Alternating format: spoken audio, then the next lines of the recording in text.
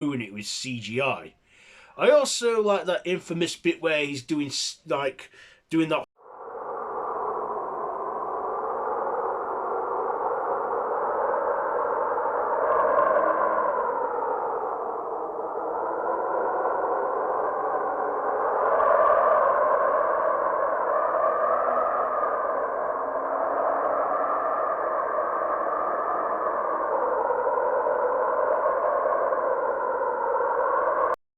Why, hello there YouTube, and welcome to a brand new series, Winter Week, where for the next 7 days I'm going to be reviewing horror movies that fit within the winter theme where it's cold and snowy and what have you.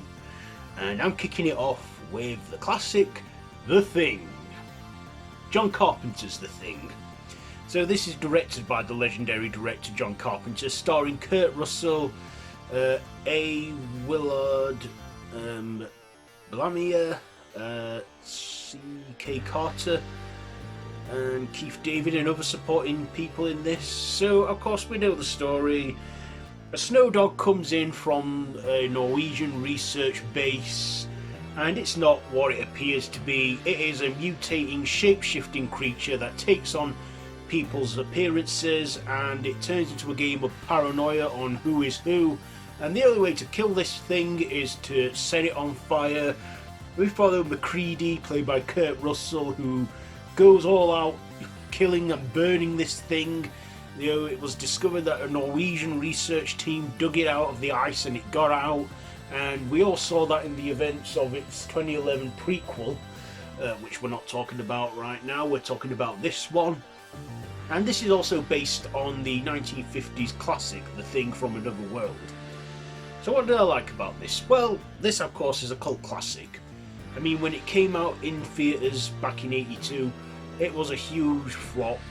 Nobody watched it, but in later years got the recognition it deserved, and I gotta say, it is one of the best sci-fi horror movies out there. Body horrors. Also, the effects as well. They're not digital. They're not CGI. They're very practical, stop motion animatronic stuff. So I like that they do that and they don't ruin it with CGI.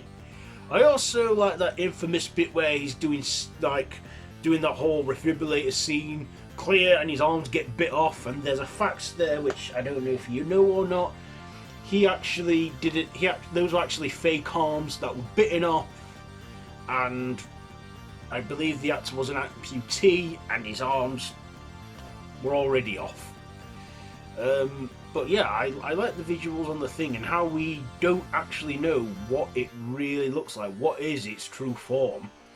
And you know, we know it came off a spaceship, which we see in the opening of the film where it crashes. But you know, is it the alien that piloted that ship? Is it an experiment? We don't know, and that's what I like about this one. Also, you know, I like the score as well, that soundtrack, that theme that they play at the beginning. Of course, if you're Norwegian and you speak the language, they pretty much give everything away at the start of the film when that Norwegian guy that we know as Lars in the prequel is saying, "That's not a dog, it's an alien." I mean, we know that now, but at the time, we probably didn't. I mean, I didn't when I first saw this film. But I did like how it actually how the 2011 prequel tied into it, and how John Carpenter's thing tied in with that prequel. I did like that, how it carried straight on from The Thing 2011, and how it was that snow dog running from him, and that was actually the thing. Of course, if you're a dog lover, dogs do bite the dust in this from The Thing, and we all react differently to animals when they're killed in horror movies. But I don't think you see it happen much, but you do see the dogs panicking because they have that sixth sense.